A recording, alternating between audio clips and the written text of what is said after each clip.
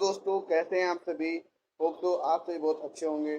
दोस्तों, सबसे पहले तो आप सभी को नमस्कार, आदाब, सत श्री अकाल and welcome to future server the guest knowledge guider. दोस्तों, आज हम लोग अपना chapter fourth that is crossing of cheque, इसके बारे में डिस्कस करने वाले हैं in this video of business regulatory framework part 2, जो कि आपका बीकॉम के उन सारे सेमेस्टर्स के लिए इम्पोर्टेंट है ये वीडियो जिनमें आपका बीआरएफ का पार्ट 2 यानी कि business regulatory framework part 2 subject आता है। और इसका जो चैप्टर 4 है वो है आपका क्रॉसिंग ऑफ चेक। इससे पहले मैंने 3 वीडियोस या फिर 3 चैप्टर्स पर डिस्कशन कर लिया है of BRF that is business regulatory framework. पहले उनको समझकर आइए आप। उसका प्लेलिस्ट मैंने तैयार कर दिया है जिसका लिंक मैंने डिस्क्रिप्शन बॉक्स में पिन कर दिया है। वहां से जाके आप प्लेलिस्ट के थ्रू उन तीनों वीडियोस को ऑफ थ्री चैप्टर्स क्लियर कर सकते हैं।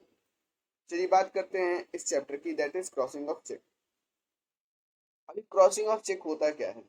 बेसिकली जो चेक क्रॉसिंग है इसको रिकॉग्नाइज किया गया है नेगोशिएबल इंस्ट्रूमेंट एक्ट 1881, और नेगोशिएबल इंस्ट्रूमेंट एक्ट के बारे में भी मैंने वीडियो अपलोड कर दिया है ऑन आवर चैनल।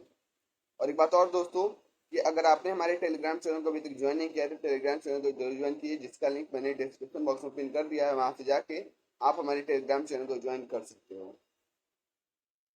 दूसरा पॉइंट जो क्रॉसिंग ऑफ चेक में है वो ये है कि क्रॉसिंग अ चेक का मतलब क्या होता है कि दो ट्रांसवर्स लाइन क्या करना, ड्रॉ करना चेक पर विथ और विदाउट एडिशनल वर्ड। मतलब आप एडिशनल वर्ड्स रख भी सकते हो, एडिशनल वर्ड्स नहीं भी रख सकते हो, जैसे कि कंपनी, अकाउंट पेई और नॉट नेगोशिएबल। ये सब वर्ड आप उस दो ट्रांसवर्स लाइन के बीच में लिख सकते हो। अब ये क्रॉसिंग ऑफ चेक का इंपॉर्टेंस क्या है? पहला इंपॉर्टेंस तो ये है कि ये क्या करता है कि जो आपका रिस्क है उसको कम कर देता है। कौन सा रिस्क? तो जो क्रॉसिंग ऑफ चेक है ये पेई बैंकर को इंस्ट्रक्शन देता है कि वो अमाउंट केवल बैंकर के थ्रू दे, ना कि डायरेक्ट पेई को दे या फिर होल्डर को दे जो कि वो प्रेजेंट कर रहा है अमाउंट को एट द काउंटर। दूसरा इंपॉर्टेंस ये है कि पेइंग इंस्ट्रक्शन। क्रॉसिंग एक तरीका है पेइंग बैंकर के लिए to generally pay the money to a bank और to particular bank as applicable. एक पेइंग इंस्ट्रक्शन देता है, इस वजह से भी ये इंपॉर्टेंस इसका है। तीसरा इंपॉर्टेंस ये है पेमेंट थ्रू बैंक, मतलब इन कैश नहीं होता है, इन कैश नहीं होता, सीधे बैंक अकाउंट में ट्रांसफर होता है। Only banker can secure the payment of a cross cheque which makes it easy for holder कि वो प्रेजेंट करे with a quarter of the respectability and credit that is known. चौथा फायदा है the receiver of the amount as only a banker secure the payment of cross cheque. जैसा कि केवल banker ही क्रॉस चेक का पेमेंट सिक्योर करता है, तो इस वजह से जो मनी रिसीव होता है उसे हम लोग आसानी से ट्रेस कर सकते हैं फॉर हुज यूज, कि किसके यूज के लिए या फिर किसको ही देना है।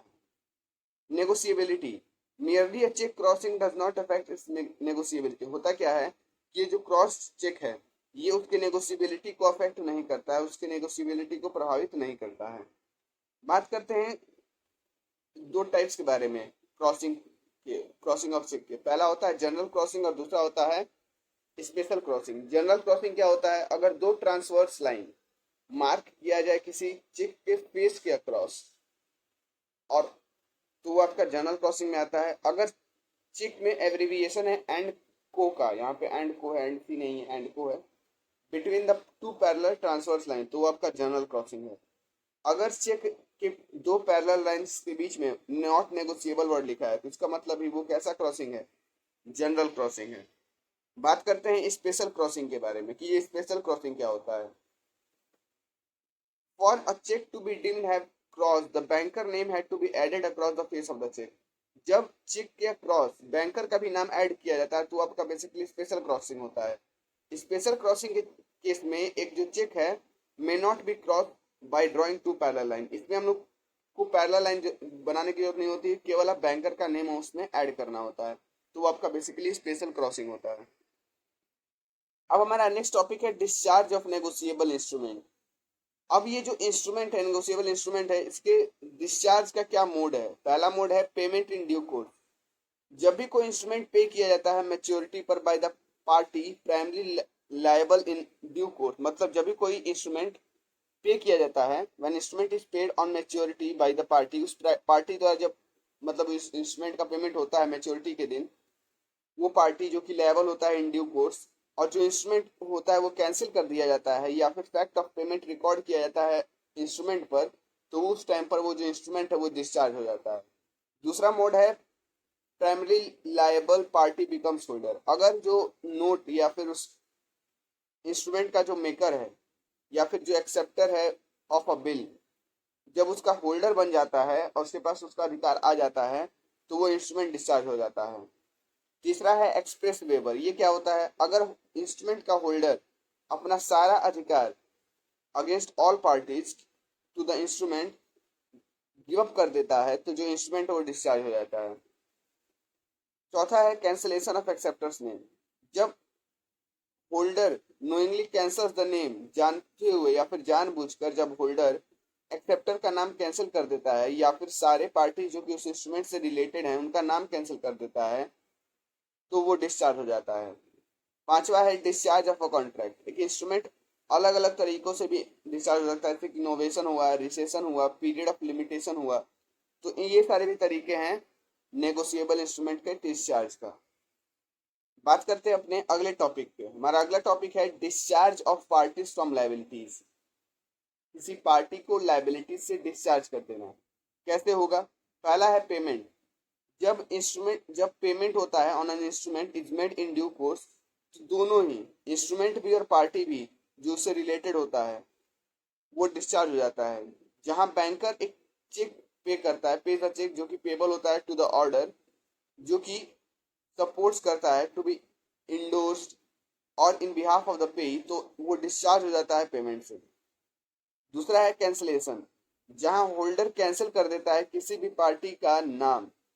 किसी पार्टी करने का मतलब वो पार्टी जो कि इंस्ट्रूमेंट के लिए लायबल है, इंस्ट्रूमेंट का पेमेंट करने के लिए लायबल है, उसका नाम अगर होल्डर कैंसिल कर देता है तो उस दौरान भी पार्टी जो है लायबिलिटी से डिस्चार्ज हो जाता है। तो पहला पेमेंट था, पेमेंट के थ्रू पेमेंट कर दो, ऑब्वियसली आपका लायबिलिटी जो होगा पार्टी का वो डिस्चार्ज हो जाएगा। दूसरा है कैंसिलेशन। कैंसिलेशन कर दो कहने का मतलब है होल्डर अगर जो पेई है उसका नाम, पेयर का नाम, नॉट पेई, कैंसिल कर देता है, यानी कि इंडोर्सर का नाम कैंसिल कर देता है, तो उस दौरान भी पार्टी डिस्चार्ज हो जाएगी। तीसरा है रिलीज।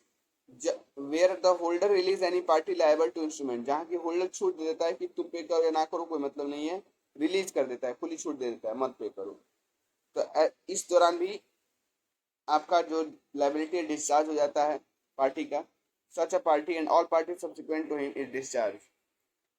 तीसरा तरीका है डिले इन एक्सेप्टेंस। अगर बिल का जो होल्डर है वो ड्रॉई को अलाउ कर देता है कि वो 48 आवर्स से ज़्यादा समय तक, allow the drawee more than 48 hours to decide the acceptance, acceptance पर डिसाइड करने के लिए उसको 48 घंटे से ज़्यादा समय दे देता है, तो जितने प्रीवियस पार्टीज हैं not consenting to the same वो डिस्चार्ज हो जाते हैं लाइबिलिटी से टू सच होल्डर।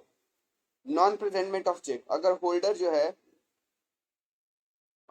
चेक को प्रेजेंट करने में असफल हो जाता है, holder defaults to present the cheque within a reasonable time, मतलब उचित समय सीमा के दौरान अगर वो चेक को प्रेजेंट करने में असफल होता है एंड बैंक फेल्स, तो जो उस दौरान ड्रॉवर है वो डिस्चार्ज कर देगा एक्चुअल डैमेजेस जो कि उसके द्वारा सफर किया गया है, suffered by him means drawer द्वारा। Qualified acceptance. जहां बिल का जो होल्डर है कंसेंट टू क्वालिफाइड एक्सेप्टेंस, और जितने प्रियर पार्टीज हैं जो कि कंसेंट नहीं किए रहते हैं क्वालिफाइड एक्सेप्टेंस से वो डिस्चार्ज हो जाते हैं। यानी कि क्वालिफाइड एक्सेप्टेंस भी एक तरीका है लाइबिलिटीज के डिस्चार्ज का ऑफ द पार्टीज।